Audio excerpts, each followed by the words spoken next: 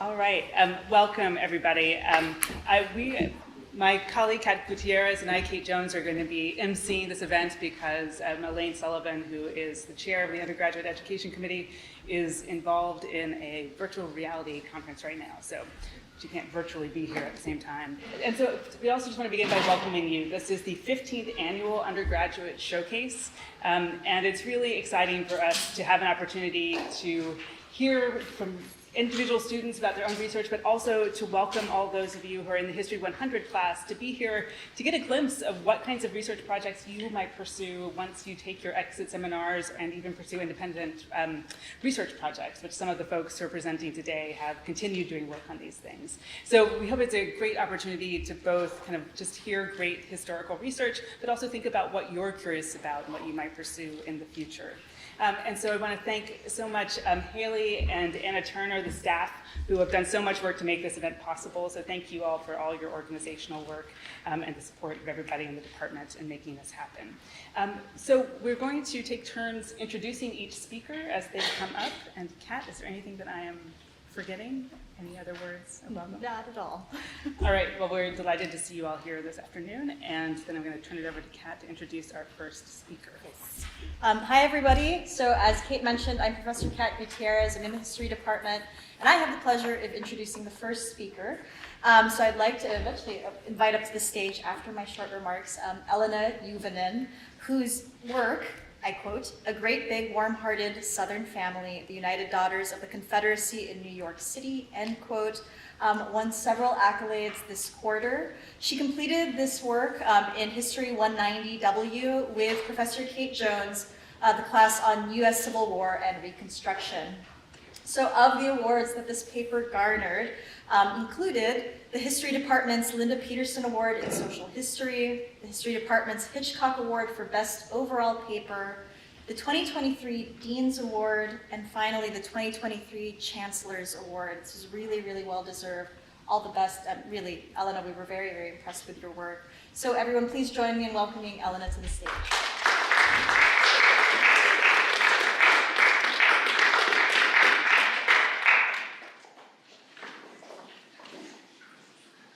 Thank you. My research is about the United Daughters of the Confederacy, specifically in New York City. And I want to start by just talking a little bit about this photo. I've had a lot of conversations with Dr. Jones about researching the Confederacy and dealing with kind of Confederate images. It's definitely something that I've thought a lot about. This felt like a good photo to show because it brings together a lot of different parts of my own research. So it shows this little ceremony of the UDC presenting the stained glass window to the national headquarters of the Red Cross in Washington, D.C. And so I think that this really demonstrates the kind of legitimacy that the UDC was able to attain by the 1920s. And also related to my research, one of the women in the middle was Mrs. Livingston Rose Schuyler. She was the first Northern woman to be the president of the national organization of the UDC. And so it also kind of shows the investment that women across the country had in this organization at this point.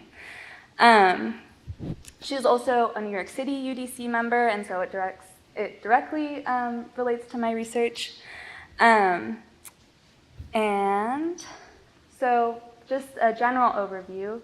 The United Daughters of the Confederacy is a women's heritage group that commemorates the Confederacy. It was founded in 1894, so several decades after the end of the Civil War, but it kind of followed these earlier organizations that were more kind of benevolently oriented. And it's been really instrumental in upholding the lost cause myth and white supremacy. They do a lot of educational work and also have erected a lot of monuments. So a lot of the monuments that we're now seeing a lot of debates about were erected by the United Daughters of the Confederacy. And then importantly for my own research, it's really typically studied as a very regional organization with a focus on its existence in the South. Obviously the Confederacy was in the South, But as you can see with this map, pretty early on, so this is in 1896, only 2 years after its founding, it's already creeping pretty far up north. There's a DC chapter, and it's also starting to move into the west and Texas. And so it was really, just a year after this, there was a California chapter in San Francisco, which actually still exists, crazily enough. So I was really interested in kind of what these different chapters are doing across the country, and how people relate to the UDC if they're kind of in different regional areas. So when thinking about the New York City UDC specifically, I was really interested in the social landscape that they were living in. And so I did some mapping work. This is from 1923. There are addresses that were listed in membership notes. And by placing all those points on the map, I was using story maps. You can really see these clusters in specific areas of the city. And it becomes pretty clear that they are occupying pretty powerful areas of New York City. So there's a big cluster up where Columbia University is. There's a lot around Central Park. So it shows that they're both kind of in these educationally powerful areas and maybe have access to professors and influential graduate students, and also have access to kind of the world of socialites in New York City, both kind of old families of New York, as well as people who had recently moved. Basically, in conclusion, UDC chapters outside of the South, I found were really not outliers, but actually helped to legitimize the UDC as a whole. And as a result, really helped to spread a specific way of viewing the Confederacy and viewing the Civil War across the country. And also, they were very social organizations. They really relied on kind of traditional, like, women's clubs ways of gaining support, which helped to kind of just make them more respectable and more visible in socialite circles. And so this is a picture of the UDC in California in 1937, naming a tree for Robert E. Lee. And so I think this photo just kind of shows kind of how the UDC moved across the country and kind of the effect that it has, even in California where we don't expect them to be. Thank you.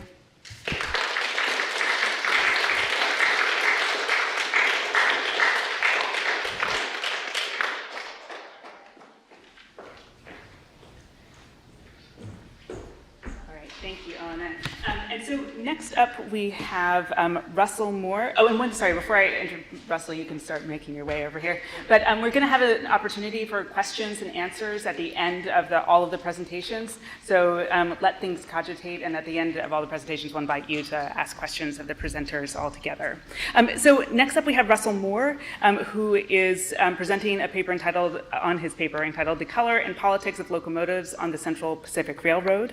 And he completed this paper also in History 190W, the U.S. Civil War and Reconstruction class, which I teach. And this paper received the Linda Peterson Award in Infrastructural History and Urbanism, and also received a 2023 Dean's Award. So please join me in welcoming Russell up to the stage.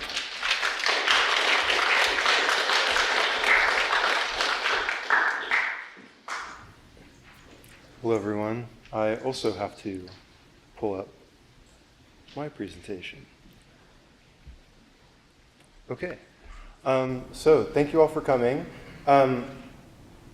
If you know me, you know that I am kind of obnoxiously into steam locomotives, and I don't know. I never thought that writing about them would really get me anywhere, but here we are. Anyways, the purpose of my paper was to create a more meaningful and dynamic understanding of one of the West's most enduring symbols, which is the steam locomotive. It's present in a lot of movies. It's present in some state seals. And it's really just present in our popular consciousness. So you may be asking, well, why does it matter what these locomotives, which ran 150 years ago, looked like? Well, I think it's important because the infrastructure, the transcontinental railroad that these locomotives helped build, is still integral to our daily way of life. You are all probably using something which has traveled on the transcontinental railroad. It's still a major way that we interact with each other, both economically and socially. And the locomotives that built that infrastructure were not just machines. They were designed extremely carefully using primarily the neoclassical architectural style to help decorate them. So by using that, the builders are calling back to an era of, quote unquote, high white culture. They're harkening back to romanticized ideas about the Greco-Roman world in an explicitly white way. One thing to keep in mind about the route of the Transcontinental Railroad, when they were building it, they were interacting with indigenous people, and it was in contention with indigenous and non-white cultures. So if you look at this locomotive, the Atlantic, if you look at the steam domes on top of the boiler, if you look at the form of them, those are inspired by Greco-Roman columns. If you look at the cab where the engine crew is standing, it has a pitched roof in the golden ratio of Greco-Roman temples. If you just look at it overall, it's extremely carefully proportioned.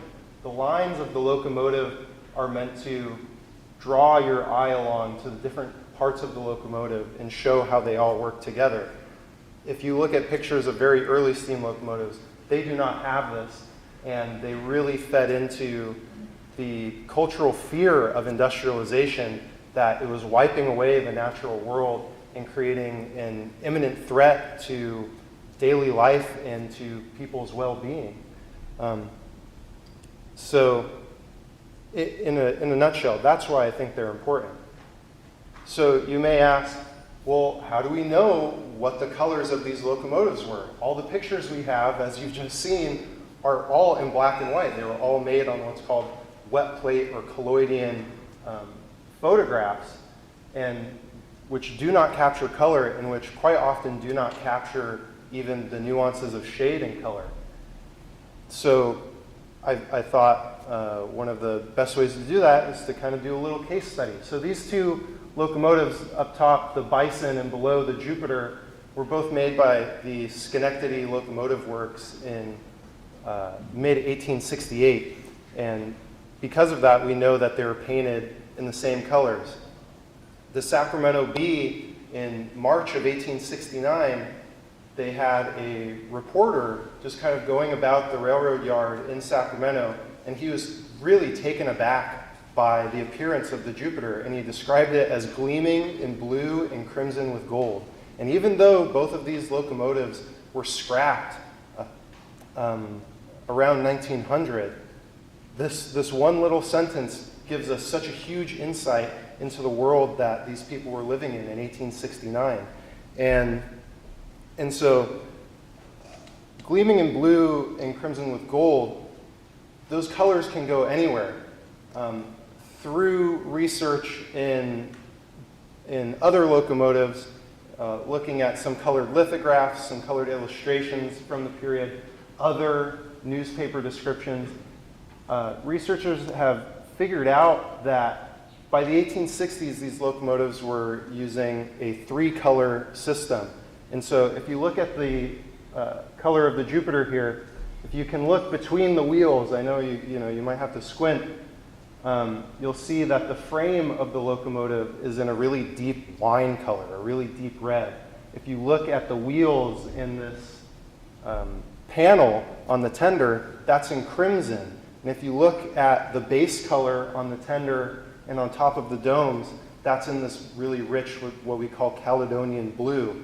And so I implore you to imagine looking at these locomotives, running across the Sierras or running across the Nevada desert, and just think about how striking this would be to someone who, prior to this, had really only traveled by horse or their own feet. And so I think understanding how striking these locomotives were and the symbolism behind them can really help us understand the settler colonial state that we live in which they helped to build. So, thank you.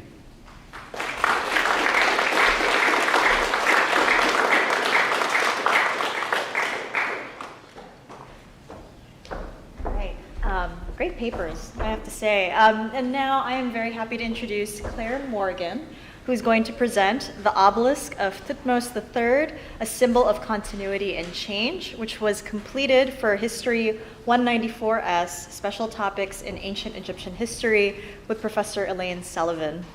I should share that Claire's paper won the History Department Linda Peterson Award in Material History. So please, let's welcome Claire.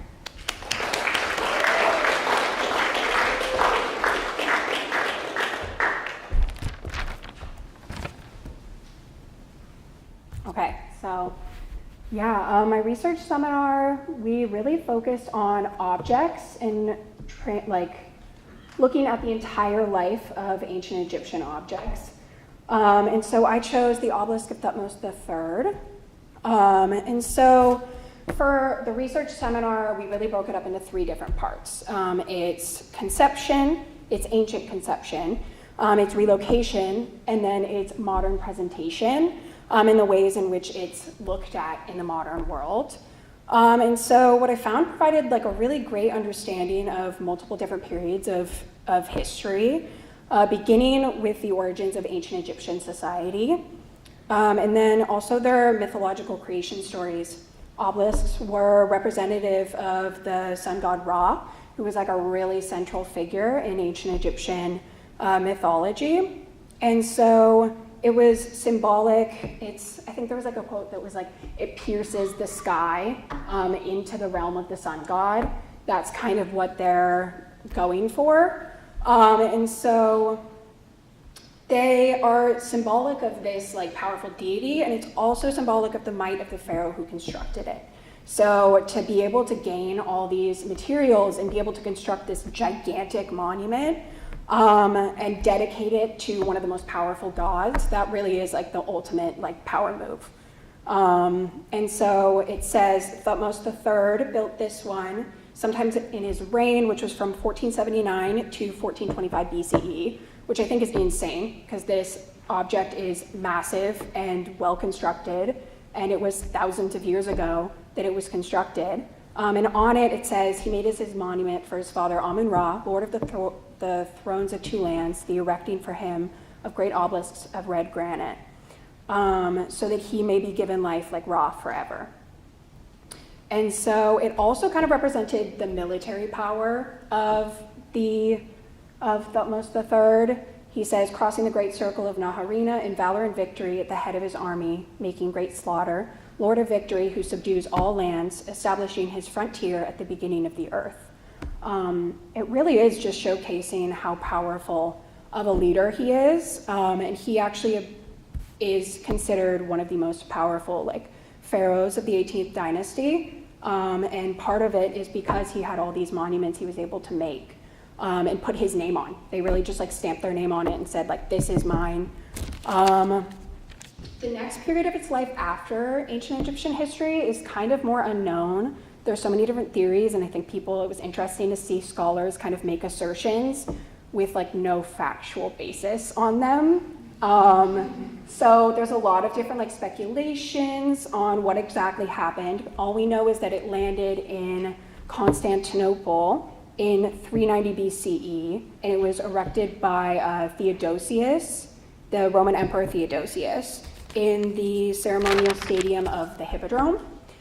And so he attached a new marble statue or base to it, which was really interesting and super kind of scary looking almost. It's him and his courtiers looking out on the people in the Hippodrome, which was a place for imperial processions, chariot races and festivals. It was definitely a place that people would see, and people a way to showcase his own authority.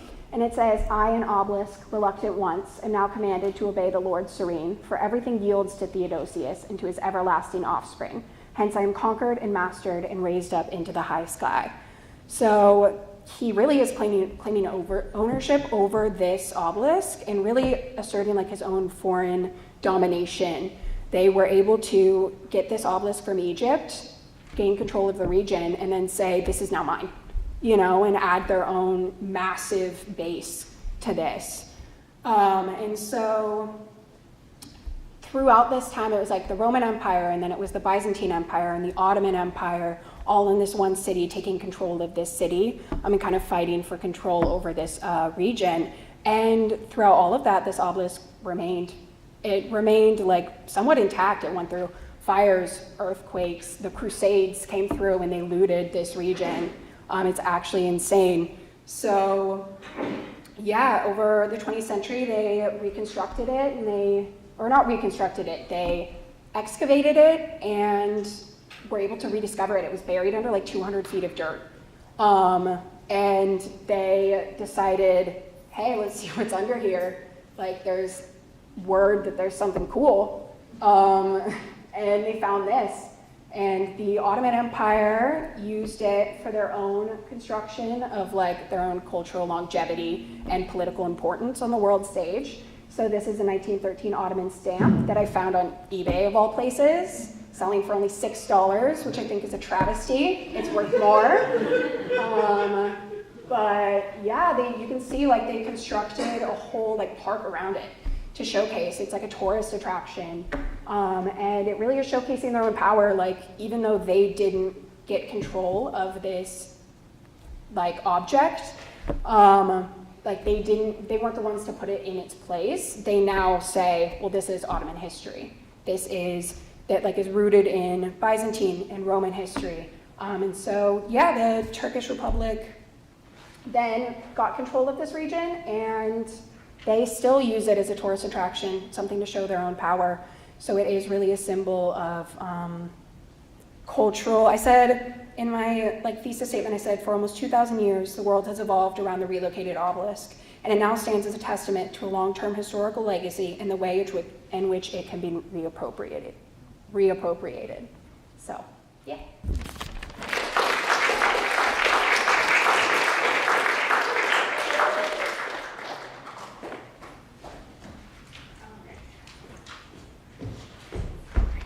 Thanks, I'm so impressed. Everybody, keep me to time. This is amazing. So our next presenter is Owen Cooksey, and he's presenting a paper entitled "The Death of an Irish Soldier: Irish Nationalism, Ulster Nationalism, and the Murder of Henry Wilson." So he developed this paper in the context of History 196E, which is modern Irish history, taught by Professor Bruce Thompson, who's in the audience today. And this paper received the Linda Peterson Award in History of Nationalism, as well as a 2023 Dean's Award. So Owen, if you'd like to come on up, please join me in welcoming Owen to present.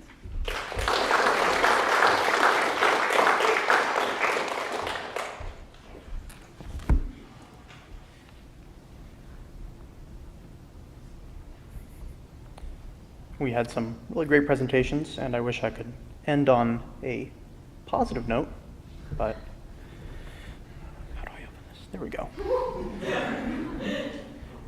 Yeah, I hope that I opened this correctly. I think I did.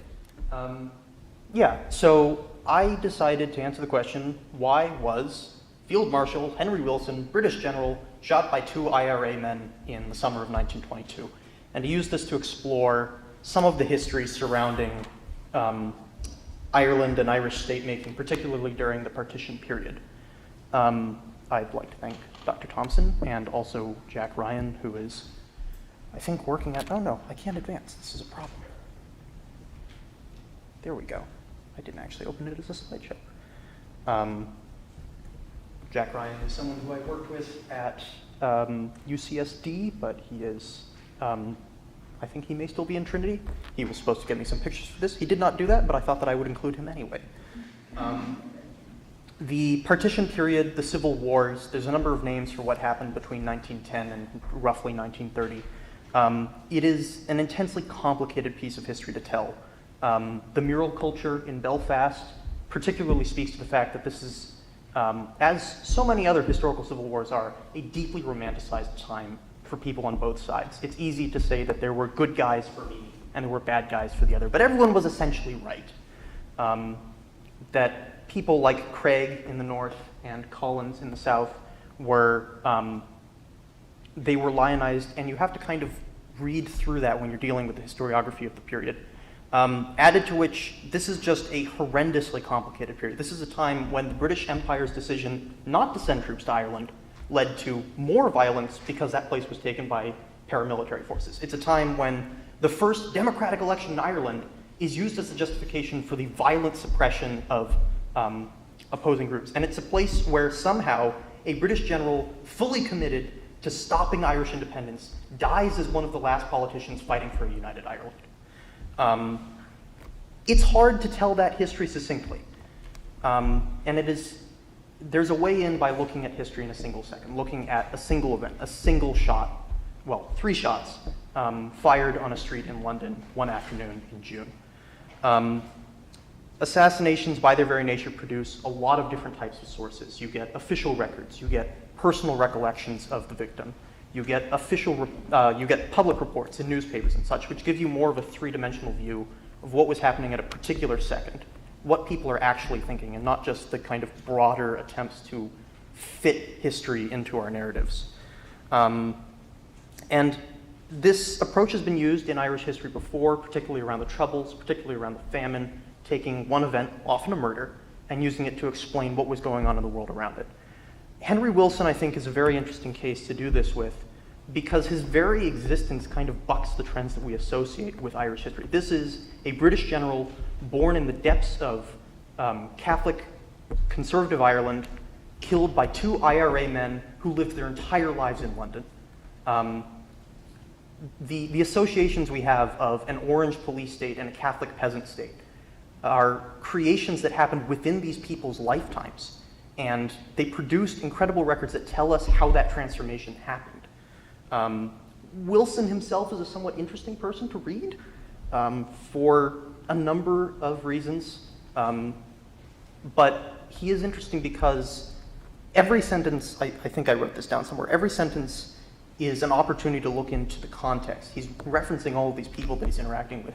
Big names like Churchill, little names like Craig. And you have to read for the evolving idioms of how he's understanding what it is to be Irish at a time when Ireland is maybe not even in existence. I didn't include some of his quotes around how much he objected to the idea of calling the 26 counties an Ireland. But the other aspect of him is how he's overshadowed by the historiography. He did not get to publish his own diaries. The people who published it for him had particular goals.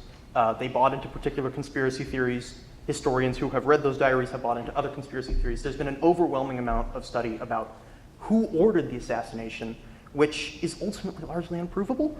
But it speaks to the moment and how everyone wants to claim some part of this in their notion of what Wilson was, what his assassins were. If Wilson is overshadowed by events, his assassins, Joseph Sullivan and Reginald Dunn, are massively hidden by the record, despite the fact that they are incredibly literate individuals.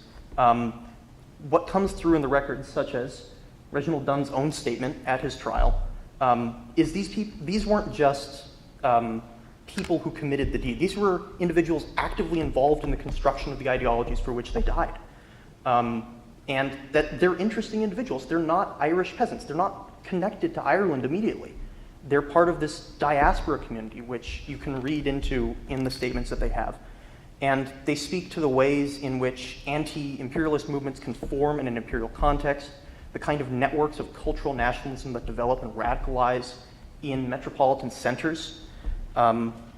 It's an immensely complicated story to tell, and having their own words is very useful for reaching that point. And what comes through in these 2 competing visions of what Ireland is how fluid nationalism can be. And that what came through to me strikingly was that our entire conception of what it means for united Ireland and what unification will look like is entirely a post-Civil War construction. that none of these three men were thinking about nationalism or thinking about a sectarian Ireland that would be united under a Catholic regime or under a Protestant regime. That they open up a much more broader understanding of how we reach these historical moments and how we reclaim those historical moments. That's what I have. Thank you.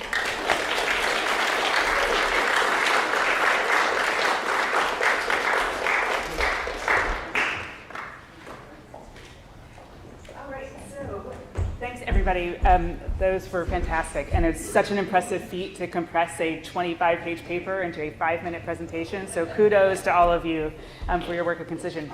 So we'd like to invite all the presenters, thank you, yes, you have to carry your own chair, it's a modest affair here, to come up on stage, and then invite you all in the audience to bring your questions, to learn more about the research itself, the subjects they discussed. And I'll just make one general comment. I hope part of what comes through is one, just the sheer breadth of kinds of historical research that people do in the history department through the exit seminars and through other kinds of research opportunities. And I also, one kind of common theme to me through all of these papers was the attempt to both take seriously the ways people made sense of their own time, for example, what a particular object meant to its initial creators, but at the same time to recognize that those objects their meanings and the words of people can change over time, be redeployed to serve different ends. And so I'm really impressed with how all of these projects were both attentive to their subjects in their own context, but also recognizing that that's not the only moment or way that they made meaning for other people. So it was really striking to me to actually see that you all are pulling on some of the same threads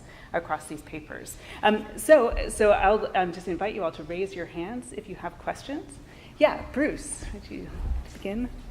Such all wonderful papers. Thank you so much. Russell, a question for you. You mentioned that the locomotives were constructed in Schenectady. Yes.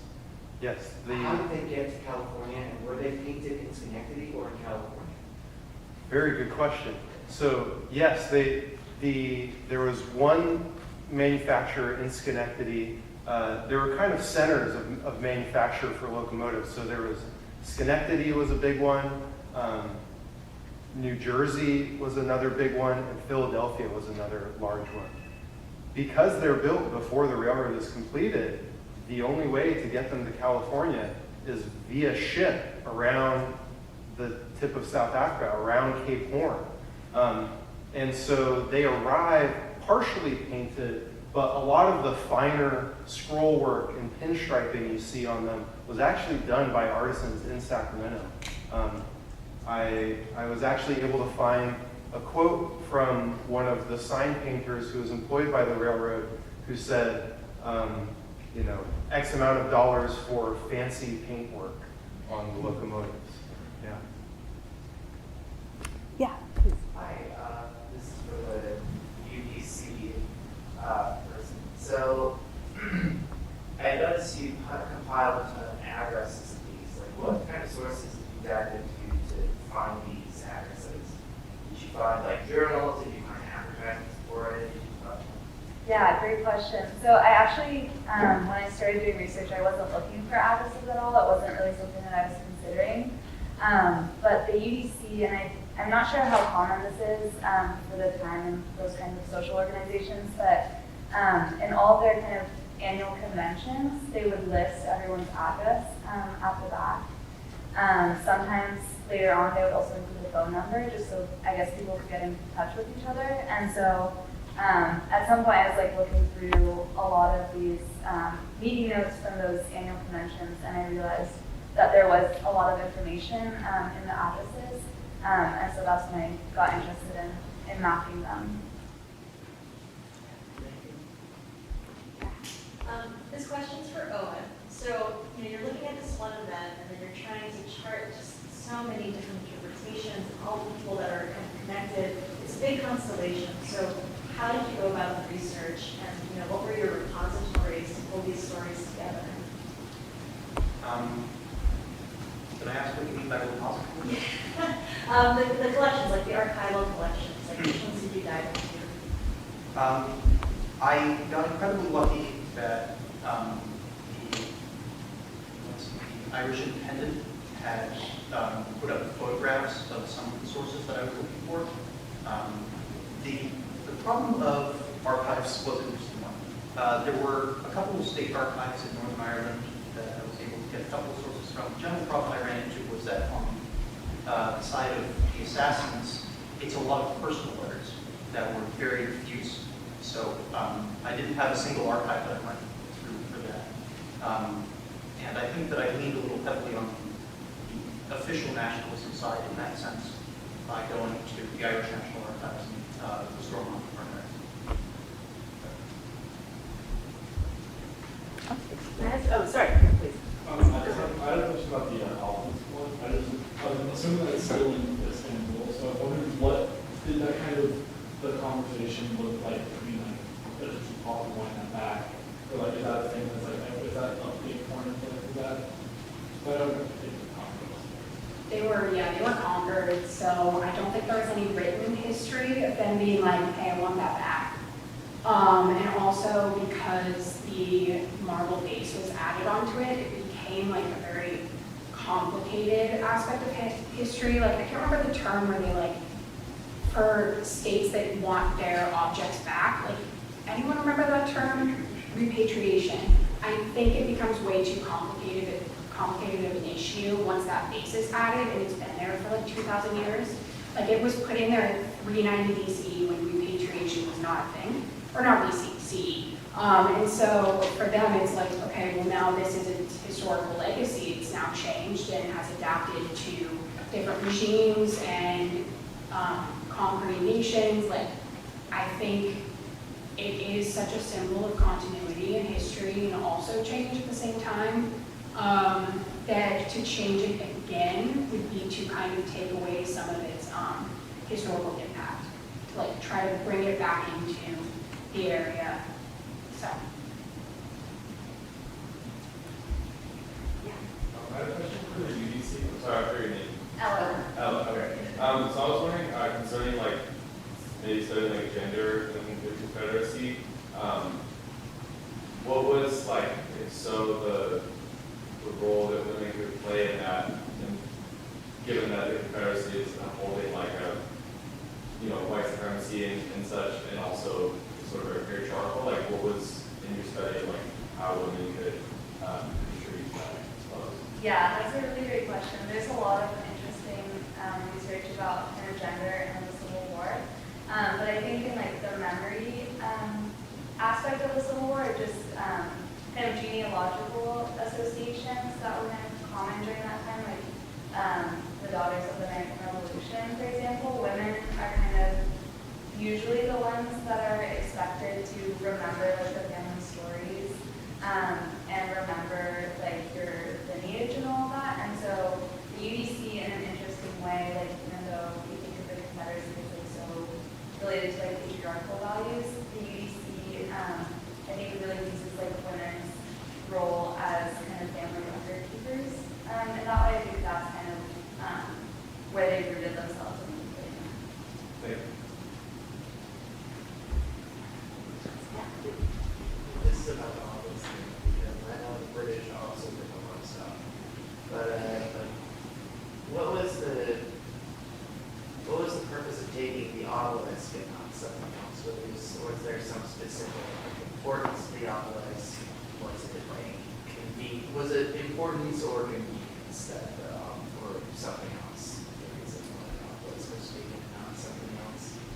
I would definitely say it's not convenience. That thing is massive. So it was really hard for them to transport, and that's kind of where we lose track of the obelisk. Is like some person said that like the ship went off course, and like there's like hundreds of years where we think that the obelisk was just literally lying on the ground and was not touched.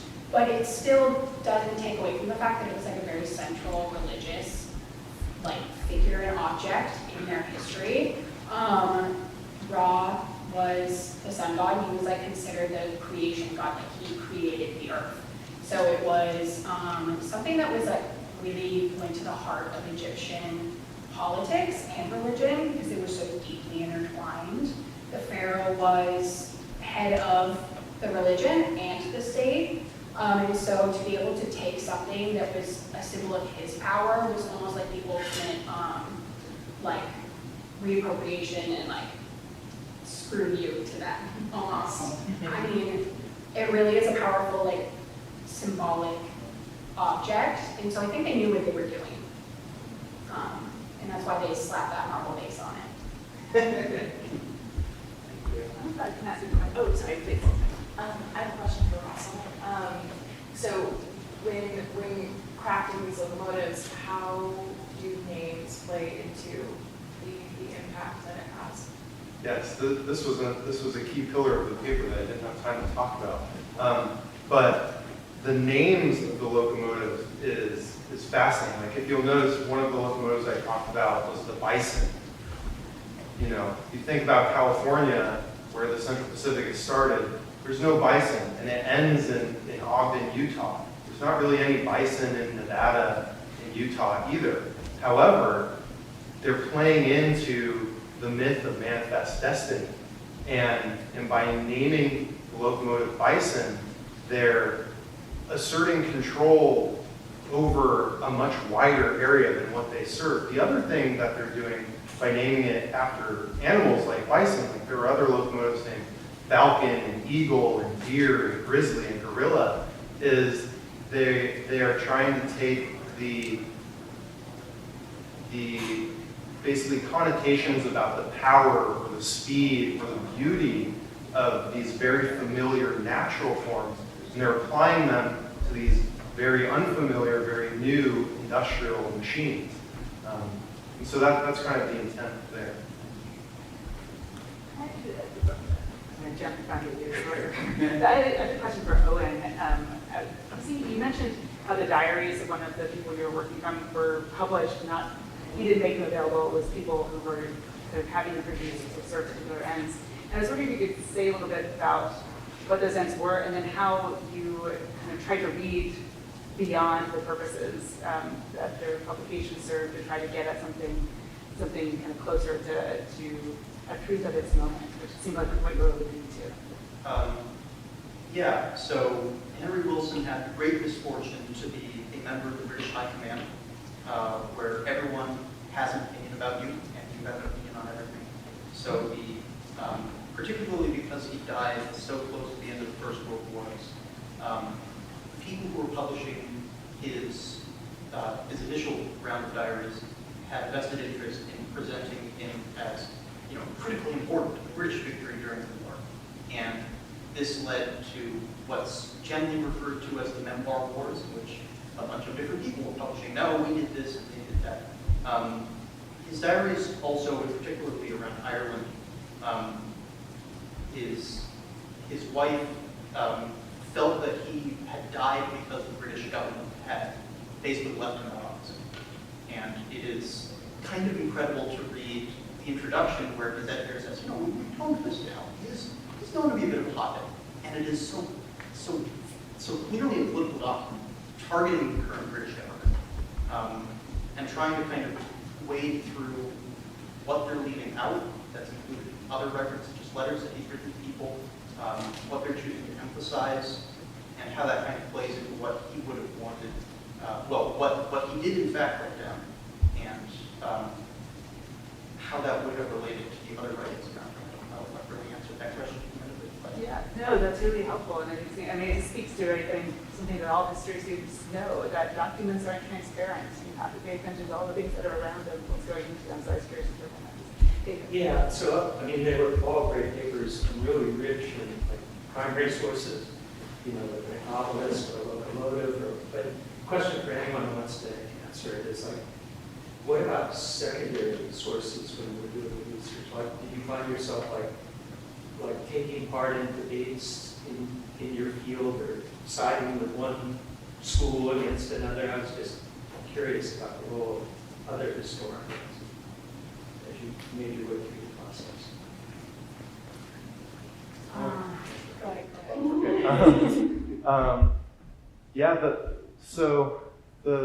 The challenge I had with my paper was that there is very little secondary source information about this.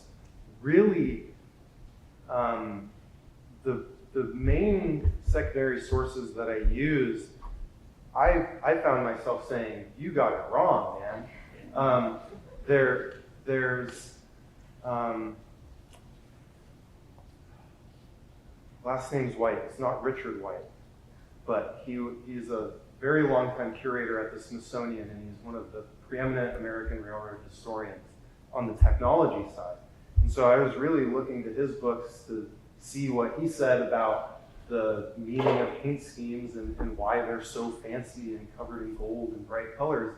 And he said, "Oh, that's just the style of the times. You know, it's just the gaudy style of the Victorian era." And you know, as I looked more into it and read the primary sources about how people were interacting with these machines, I just became very convinced that he was not onto it. It was certainly part of the style of the times, but there was a reason why that style was there. And so I was trying to bring more color to it, for lack of a better term. I would say, yeah, again, it was kind of hard to find secondary sources that really provided a wealth of information. I ended up with like 30 different sources in my bibliography, and I think you just have to pull information from a lot of different places, which I think actually benefits you because then you can see which ones are, like if sources disagree on stuff or things are kind of iffy, like you're not exactly sure what happened or stuff like that. I think there wasn't a secondary source that talked about my obelisk in its entirety, in its like entire history. There were only like discussions on like the hippodrome or like bigger things at play. And so yeah, you kind of are coming up with it as you go along, which was fun. My favorite thing in history is like the mystery of it. So it was kind of fun to be able to do like a little treasure hunt almost. Like you find little bits of history everywhere. Yeah, I can say a little bit about that too. There's a lot written about the UBC, but there really isn't much research at all about the UBC outside of the South. And so I think similar to Claire and Russell, I found myself kind of circling around it and trying to find information in kind of different entrances. Like I was reading about the UBC, kind of books on the UBC, but I was also reading about other organizations like the Daughters of American Revolution to kind of understand like the social landscape of it and how they were organized and all that. Yeah, it was interesting. I don't know if I ended up engaging in any of the things, but it felt like there are exactly 3 people in the world who know who Wilson is and are very grateful. And they all have like, the last third of their book is who tried to kill him, which it is a mess on its own, and everyone has their own theories. And I explicitly tried to avoid having to deal with that question. So yes, there is kind of interesting debate going on in secondary literature. And beyond that, it was interesting to see the kind of telephone game of someone must have read the first edition of his diary and put a reference to it in their book. It's used by someone else, which has become basically the standard explanation for who Wilson was. And just 2 sentences in someone else's unrelated book. So that was kind of an interesting train of how the ability to Google search and Control F for his name, how his name kind of evolved over time. I have a question for the entire panel. Thank you first for all the lovely papers. My question is, if you were to go through this entire process again, which is do your research and write it, what would you definitely do again? And what would you not do? Leave more time for the writing process, definitely. I feel like I got really into the research, and then I got really excited about it and just kept on researching, and then I sat down and tried to write, and there were 50 things going on in my head all at once. I didn't know what to write or how to write it, and then rereading my paper over before this presentation, I was like, man, I could have done this differently. I could have written this differently. I think giving time for a rough draft and then really taking a step back, not even thinking about it for a couple days, and then going back and rereading it is super super crucial. I think it's something that's like really going to benefit any paper. I think I really like the mapping part. I kind of wish that I started with that earlier because it gave me a lot of ideas. Like as I was mapping stuff, I was like seeing more and more, and it was giving me, more leads. And so I think I got to that pretty late in my research, and I wish I had started with that earlier. I think it would have just opened more time for me again to like research specific things that would have come from that. But there's always dead ends, and so I had a bunch of dead ends where I would start doing research in one way and I thought that it would lead somewhere really interesting, and then it didn't end up being, the end goal. But it was just enjoyable overall. So I think the dead ends were part of the process in a way.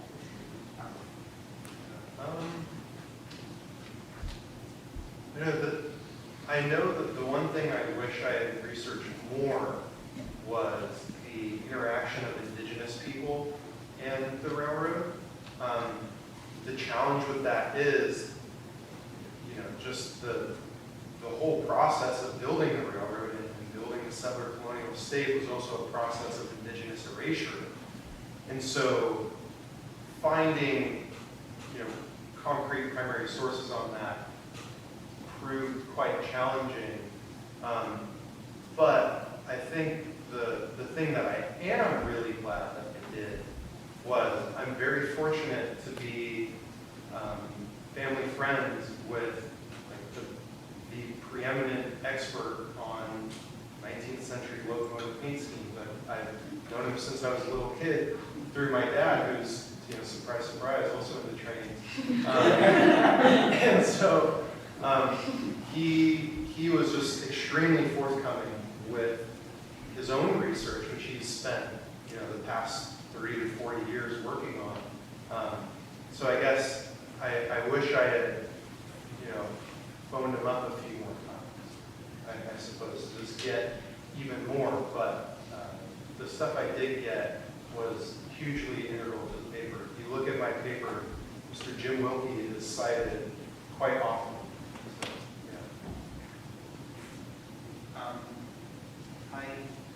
What I would definitely do again was spend more time looking for the military records, which I thought would lead to a dead end, but I discovered that the main part of the surviving records was written by Rudyard Kipling. So, of course, there's a ton about that, and it opened a whole other category that I really didn't have time to fit in about the interactions that Irish nationalists had with Indian nationalists in the same period. I think that may have been a little too broad for 20 pages of writing, but it was a really interesting thing to work through. What would I not do? Giving myself enough time to write was a problem. Yeah, I think that the scope ended up getting away from me, so having more time to kind of reorganize it would have been useful there. I think that's a great place to end it, actually. Now, I know there are a couple of some other hands, but I wonder if we could, in a moment, give them a pause, but then join in the back. There's still refreshments, and if you have questions that didn't get answered, introduce yourselves and ask those questions directly. So join me in congratulating the four presenters.